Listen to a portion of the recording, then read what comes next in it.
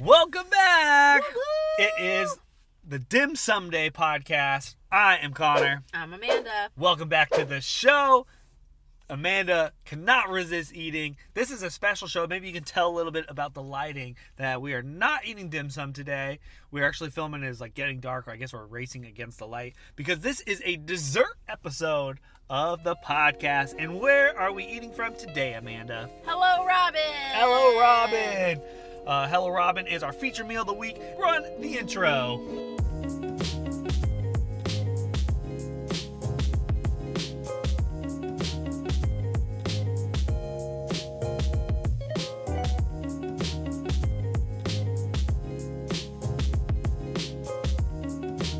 All right, welcome to Dim Sumdays. I thought you were going to call it Dessert Sundays. Dessert Sundays. Dessert Sundays is kind of what this episode is all about. I am Connor. This is Amanda. As always, we are your co-hosts here at the Find Me in Seattle podcast, and we are eating Hello Robin. We are sitting in the parking lot of University Village. And is this your first time having Hello Robin? It is. We actually walked by and there was a line, and I was like, what is that line for? And it was obviously for the most delicious dessert. Connor got himself a... What did you get yourself? Don't speak on my behalf. I got an open-faced cookie sandwich. What's an open-faced? Open-faced cookie sandwich is one cookie and a scoop of ice cream. And so honestly, what flavors did you get? I got a something brown butter snickerdoodle with vanilla ice cream. I know it's super boring. Hear me out, though. I called her boring when she ordered. Hear me out. My dad raised me on vanilla ice cream, and so we only had vanilla ice cream in our house with occasional utterly chocolate from Tillamook. Shout out to you. But vanilla ice cream is like my dad's go-to. So this to me is really, it's just so sentimental. It makes me miss my dad. It just makes you feel like you're a kid again. Yeah. But now I also stock my own fridge with Tillamook with my own flavors. So same. Because we are adults. We're adults. I can afford my own ice cream. What I got from Hello Robin. Oh my gosh. Before I point out Hello Robin, did you look at these cups? No. Is that Connor and Amanda on these Hello Robin cups? That's me! Because I'm pretty sure this was made for Connor and Amanda's podcast. Surprise, we own Hello Robin. This could totally be Robin and her kid or something. I don't know. That definitely looks like Amanda. And that looks like Connor. I'm really excited. I feel like it was meant to be. All right, what I got? I got double cookie because, like we all learned last week, I'm addicted to sugar, and I'm not going to say no. The first cookie, which doesn't really match very well, but I got the oatmeal chocolate chip cookie. And the rest of my ice cream sandwich is the cake batter cookie dough ice cream and the birthday cake cookie.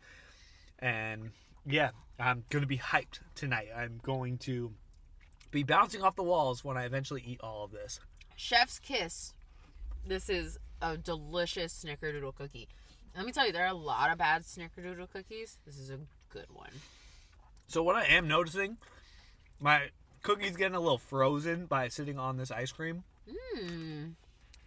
So even though having them together is great, it's not really you can't eat an ice cream sandwich style. So maybe get them separated. I'm not sure. How about you? Is your cookie? It's definitely hard. It's starting to get hard. That's what she said. Yeah, but it's just, you just scoop it with your spoon. How about those spoons? Oh, I love these spoons. They are compostable wood spoons. Like popsicle stick spoons. And I love it. I'm here for it. Yeah, this is super good. Great dessert. Man, this is dangerous. If you live in the U District, how are you guys not here all the time? There's also another location up on 15th that's kind of the backside of Capitol Hill. Dangerous. And, yeah, real dangerous. I'm not totally sure if it's owned by Molly Moon or if they just have a partnership with Molly Moon, but you do find them next to each other. It's all Molly Moon ice cream. Possibly you're hearing all of the rainfall. We actually have gotten really lucky. Of the This is the first time it's raining. The dozen episodes we've done, this is definitely the hardest rain that we've had in all these episodes for the last 3 months. Oh yeah, look, my cookie was not at, it was chewy, and now it's hard. I'm like, Buddy, you're supposed to break up. That is what happens. All right, let's talk about this week's subject. And we've kind of been playing around with the idea that this is it's not the finale at all of the podcast. Oh my gosh, it is so That's loud. what I'm saying. It is. Look. All right, I'm gonna ruin our lighting a little bit, and that kind of blocks some of the noise coming out right now. Ping, ping, ping, ping, ping, ping, ping, ping. So if our audio is all ruined for the show, we apologize. It's blame it on Mother Nature. Topic of the show this week we are calling the finale week because on Friday we had back-to-back finales. Fridays become like a great TV night for Amanda and I because every Friday night for the last 2 months, what have we been watching?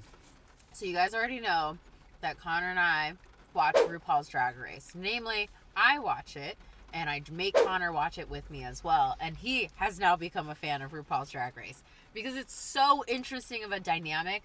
It's just so outrageous, so sentimental, so sweet, and just it's an insight to a world that Connor and I are not familiar with. And I love it. So anyways. So what happened? Spoiler alert. Spoiler alert. Bloop, bloop. It was the season finale of RuPaul's Best Friend Race. And, this ain't RuPaul's Best Friend Race. And, so they were crowning the queen. They have 4 finalists, which is Rose, lover, Gottmik, lover, Simone, lover, and Candy Muse. Wow.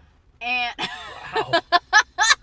no shade. I love Candy Muse. Do I think she was top 4 worthy? I don't know. I think there were a couple other queens that may have beat her out. But I think I was Team Gottmik all the way 10 times up and down twice on Sundays. And I wanted Gottmik to win so badly. She crushed all the challenges that were coming up her way. She had the looks that were just and it just was amazing. And then she made it. She was like number 4. She didn't even get Rose was number 4. Well, Gottmik was number 3. They were /3-4. Doesn't matter. She should have been, in my opinion, top 2. Rose, there was a lot of conspiracy theories about why Rose was never gonna make it. And like what? They said that Rose was never going to make it because if you watch the show, they gave every single queen a storyline, and Rose never got a storyline. They almost wanted, it sounded like these conspiracy theories were saying that the producers were setting up Rose to fail, but she continued to succeed and win over in all of these challenges. So she was overcoming what the producers had set her up to do. And if you look at the quality of work, she's probably one of the most well-rounded drag queens out there. She sings, she dances, she can act, she's got comedy, she can rap, she's got all these things that she can do. And I think I wanted to see a bit more vulnerability, but they're saying, conspiracy theorists say that she was never ever going to win, regardless of what she did. So that's disappointing. But Simone won it, and Simone deserves it too. She had been in the bottom a couple of times, but she had such a strong branding that no one really else had. She had her image down to a T. The only thing that was lacking was her confidence. She needed to be more confident in her art and herself. Early on. She needed to be more confident in herself as a performer, as a dancer, as whatever. And I'm excited to hear all the messages that she spreads because she's got great messaging. And her story is fantastic as well. But Candy, not to say she's not a good performer. She just started a lot of drama and just I think she is very defensive, which, how she grew up, she needed to be defensive in order to survive. But she is not, when you're in a business, you don't quickly jump to defenses. You have to build relationships to build your business. And that's something that I think Candy is not quite there yet. So I hope all 3 of those queens, Candy, Rose, and Gottmik, to get to come back for All-Stars because I am so excited for that All-Stars. Certainly, they deserve to make it to All-Stars. I can see Candy getting invited back to All-Stars also because her personality and her charisma is so big, and she's great for the entertainment side of the show. So I saw a tweet out there that said that Candy Muse, this is so rude, Candy Muse is the great value silky nutmeg, and I was like, no. Silky nutmeg is another drag queen, and I was like, dang, that is shady. Yeah, shady. I mean, I'll come to Candy's defense because she danced 5 times in one. She lost her 6th dance off, pants off. Which is extremely impressive. I don't know how many other people have won that many lip sync for your life or your legacies in their career, including All Stars in the regular season. So that is pretty impressive on itself. Yes. Candy got saved in one of the episodes. And so for her to get down to the final 2 is rather impressive. You and I didn't think that she was the top 2. We're shocked when that happened. We couldn't believe it. We didn't expect her to make it that far. I was so mad. The other 3, we were rooting for everyone. I mean, this is what's so great about RuPaul's Drag Race is there's so much camaraderie and sisterhood. Is sisterhood the right word? Mm-hmm. I want to say like sisterhood and brotherhood because like the camaraderie happens on both sides. Mm-hmm. And there's just so many like heartwarming stories. So many of these people have gone through like really rough childhoods and just upbringings, right? Like just dressing in drag takes a lot of confidence, and you're gonna go through a ton of criticism in there. So to like get up there and be on the show, and for them to like go through these arcs of discovering themselves, it's just like the best part. That's the reason why I enjoy the show. Yeah. And Simone had the best. In movies, we would say she'd have the best character arc. Yes. Right, because she really like grew and developed. Yeah. Because early on, it was like, Simone's not like cut out to be the next Drag Race superstar. But by the end, she certainly did. Mm-hmm. Like had all of her looks down, performed well in all the challenges. Well, she did good. Yeah, she did great. She deserved it. But yeah, just a big shocker with who the final 2 were because we really liked. I mean, they were all great, but we were both rooting for Gottmik because. Are you rooting for Gottmik? I think so. Yeah. I think so. But I'm super happy with Simone too. She obviously developed. I was just really excited to see like the first trans man to win. Yeah. And it didn't happen. Yeah, I wonder if Gottmik got too into Paris Hilton and that kind of like. But that's her personality. I know like, that. Yes, that's why she did it so well. Is because she knows Paris, and that is also kind of like how she is, anyways. Yeah. So it wasn't too far of a stretch. That's true. That's right. True. And so, but you know what? Gottmik won the Snatch Game, mini Snatch Game. She won the Read Challenge. Yeah. She won. Yeah, all the funny ones. Yeah, she really won the most iconic RuPaul games, anyways. And so, you know what? She came out a winner. So. Yeah, and the entire season we've kind of been critiquing it of like this seems like not as high level of a group of queens as there normally is. As time has gone on, I think the top level has been really good, and having to deal with COVID. Dealing with the current situation and how you produce a show and perform in a show is an impressive feat on itself. And overall, I'm pretty excited about it. But I know before they started this season, they went like back-to-back seasons. Oh, yeah. And so it sounds like there wasn't a teaser for like next season coming on up. Can I tell you why? Because you gotta buy Paramount Plus to watch All Stars.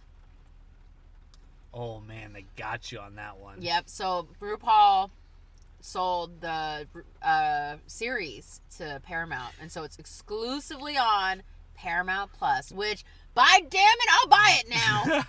Now I'm pissed because I gotta buy it, but I'll buy it. It's now Paramount is your best friend race.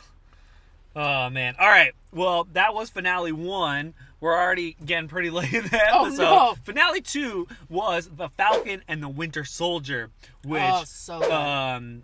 was just absolutely fantastic, beginning to end. It was.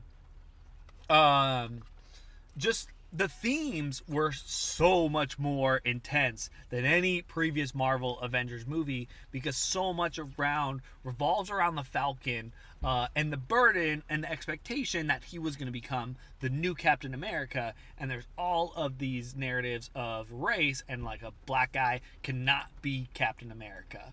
They dive into the whole story about the super soldiers back when like Captain America was developed. There was also a I can't remember his name, but Pass. there was also another soldier who was black who actually got thrown in jail, and then Captain America came up to be this guy, and it's kind of like a redemption story for his story and his legacy, and just way powerful, and they took it way deeper, and it seemed so much like the things that are going on the show seem so relatable to things that are going now, just like really powerful conversations about race and society and how we handle race and people, and policing is big. And then Captain America, there's like the first time you get blood on Captain America's shield, and that was intense, and just the show was absolutely spectacular, and so pumped for the new Captain America. Yeah, and I think Marvel's doing a really good job at having these really difficult discussions, but centered in like a semi-fantasy world. But this is topics that are typically taboo. You don't talk about them. They're very kind of like serious, like, you're going into a very serious movie if you're talking about this, but they've made it relatable, enjoyable, and good to watch of what happens when you actually deal with traumatic events. You talk about these really difficult racial conversations, like especially with WandaVision, you talk about mourning, and that was huge because we do not talk about that enough. Like when you wake up in the morning? Grieving is the word I was trying to say. But grieving, that process of grieving and like what it's like. But these are very difficult things that aren't just reserved for adults. These are kids experience these everywhere. So I'm very thankful Marvel has given them an outlet to understand and like process and see that it's not just for humans or regular people, non-superheroes. Even superheroes have to go through this. So that's my favorite. I love that. Loved both shows. Finale. Really sad that they're over. I don't know what we're going to watch this week now. Oh, we're on to a new show. We will. We'll talk about that in the future. But shout out to both RuPaul's Drag Race and the Falcon and the Winter Soldier. They're spreading good messages. These are good messages that people need in their lives, period. Yep. All right, let's jump into the topic. How about you tell us what's the best thing you saw on the internet this week? And I know you probably my gosh. Connor can attest. He has a video of me literally on our couch, and I am crying laughing at this silly BuzzFeed article. I can't find it, otherwise I would link it here. But there's this BuzzFeed article of like 21 cringy moments that were posted on the internet. And there's this one. I saw a girl carrying a hamster. So I asked if I could pet it, but it was actually a muffin. So I'm on my way to jump off a cliff now. Okay, first off, let's talk about this. You're walking down a hallway. You see this girl. First off, you don't just hold a muffin I thought you were just holding a muffin like this. She must have been holding this muffin like this as if it were a hamster. Like coddling it. Coddling it.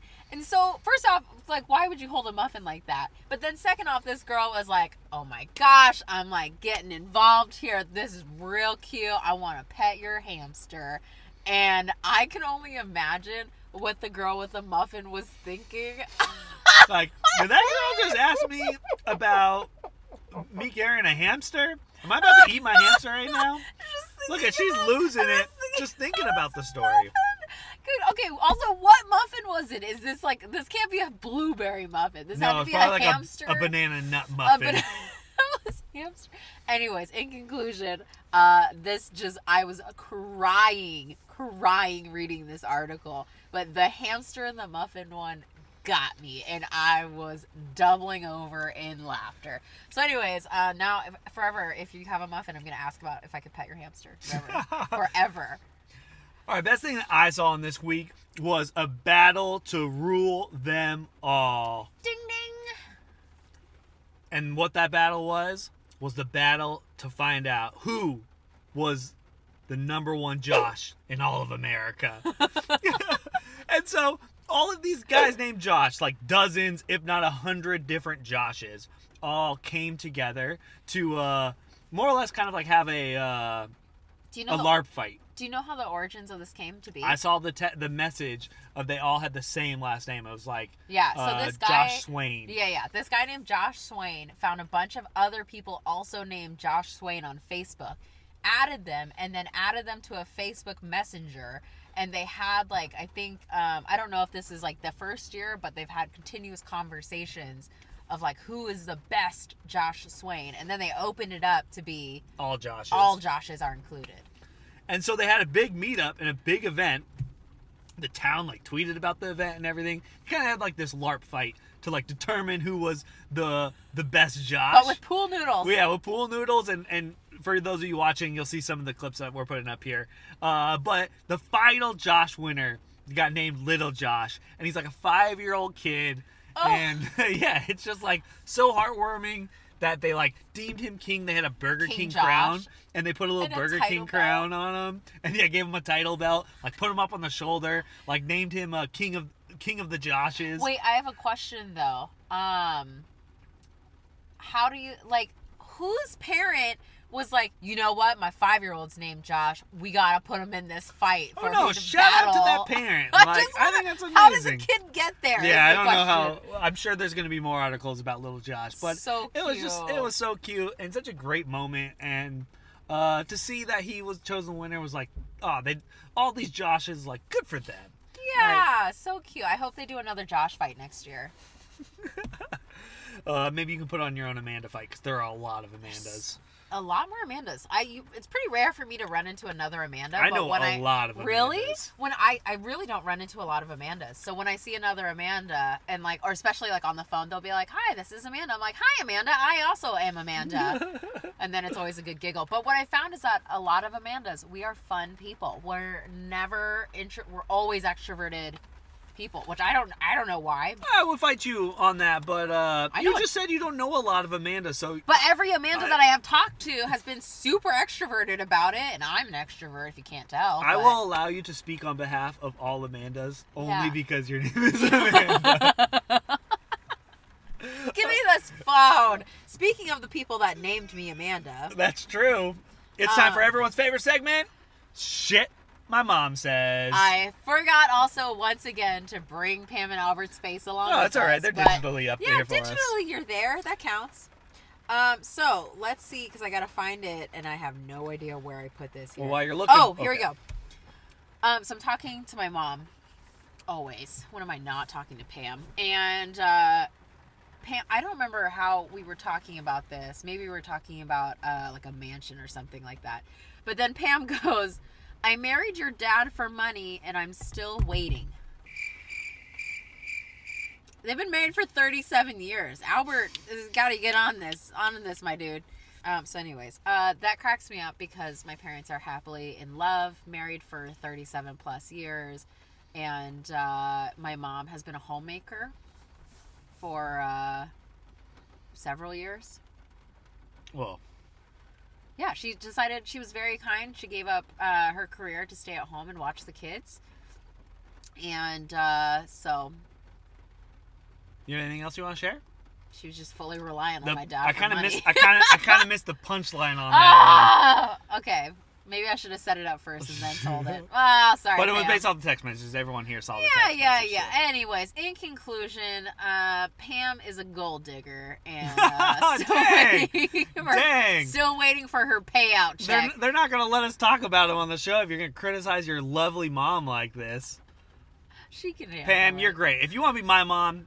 We can work that out. I love Pam Lim. She's so wonderful. She's so great. I'm so excited when I get to like eat her food again. Oh. Yes, we will be seeing them very soon. We can't wait. Maybe they'll join us here on the show. Wink. If you have any questions for Pam and Albert, because we kind of just talk about them, but we're going to eventually have them on the show. So if you have any questions that you'd like us to ask Pam and Albert when they're special guests on the show, please let us know. Or, more specifically, because I get this question way more often, if you need a recipe from Pam Lim on authentic Thai food, whether that's pad see ew, kway teow, whatever it may be, if you need a Thai recipe, this is your chance to ask Pam for the recipe, and she'll give it to you. She'll never hold back. It's a good idea. Very good idea. I try to get her to put together a cookbook. But you might be waiting 37 more years. Might be waiting 37 more years for that one. That's your responsibility. So I'm like, Pam, just write it down. And Pam's like, well, you just throw a little pinch in there. You do a little this. And I'm like, Pam, these aren't actual measurements. This is BS. This is like you threw it in a crock pot and said, go. That's not how your cooking works. I've watched you. So in conclusion. Oh, man, I can't wait till they come on the show and they get their revenge. Pam, we are going to light Amanda up when we get on this show. I cannot wait. Acceptable. Or if you want her peanut sauce, that's also a common ask I get is like, what's her peanut sauce recipe? Because it is. It sounds real weird. What was your quote of the week? You were singing it on the way here. Oh, man. Do you remember? You don't remember? No, I've already blacked out. What happened? Do you remember what it is? Can Nope. you whisper it to me? The password is... No, I don't remember. Oh, man. Do you guys remember that Chester Cheeto commercial? Cool fort. Can I come up? Depends. What's the password? Mattress? Come on up. Impressive, sir. Gosh, they'd get so much Cheetos dust all over those mattresses. Those would not be sellable. Forever, that is the password. It's that password or it's New England clam chowder. Those are the two passwords. Right. I don't make the rules. Those are just two passwords you get to use for your forts. All right. Well, that, I think, is all the topics that we have for this week. Shout out to Hello Robin for their delicious cookies and Molly Moon's ice cream. Do you have a fun fact of the week? I did, and I legit forgot it. Wow, so. you forgot a lot on this episode. Oh, wait, no, I remember. And I actually did this. Ladies, there's a website / a subreddit community called A Bra That Fits. And it will tell you, instead of going into like some random store and having some random person touch you, because we don't do that these days, you can put in your measurements and it'll tell you the right size because of all blah, blah, blah, blah, blah, blah. And I have done it. I have not ordered the right one yet. But I've done it. And Another half-baked suggestion. And that's why I was really excited to say. Because I was like, oh, I actually did this. And I'm really excited to test this out. But from what everyone's saying, it really works. So I am excited to like do this because sometimes it's uncomfortable. And I don't want to do that. And that's another segment of half-baked ideas that Amanda wants you to try instead of her trying them. No, I'm going to try it. I swear. I just have to, Amazon order it. So... Man, I really want to now. I can think about right now is like, what's my quote that I told you like 10 minutes ago that I've now blocked in my mind? I'll tell you. It was, I need a shrubbery.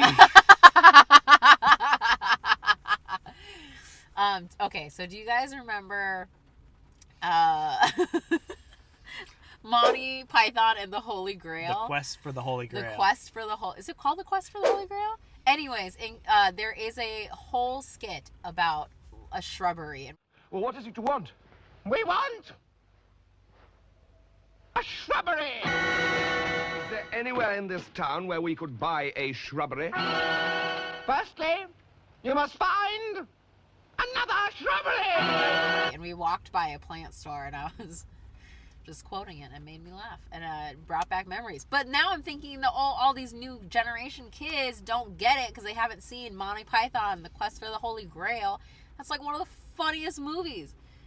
It is up there. It is up there with like Robin Hood Men in Tights for me. It is up there with like, oh man, there's so many good comedy golds that I'm like trying to think of now off the top of my... Oh, Life of Brian. That one's so funny. That's also a Monty Python one. What's your favorite Monty Python? Quest for the Holy Grail, like by a mile. You must bring me a shrubbery and one that's nice and not too tall. And it's so good. But this is a long movie. We tried to rewatch it recently. It was like 3 hours. No, that's not true. That's not true. How long is it then? It's not 3 hours. I'm confident on that. All right, well, that is the conclusion of the show. We are the Knights of the Round Table. And we are the Knights at Sea. Thanks for joining us on the show today. And, submit your questions. You ever got anything you want us to talk about here on the show? We'd love to hear from you. Or recipes for Pam Lynn. Bye.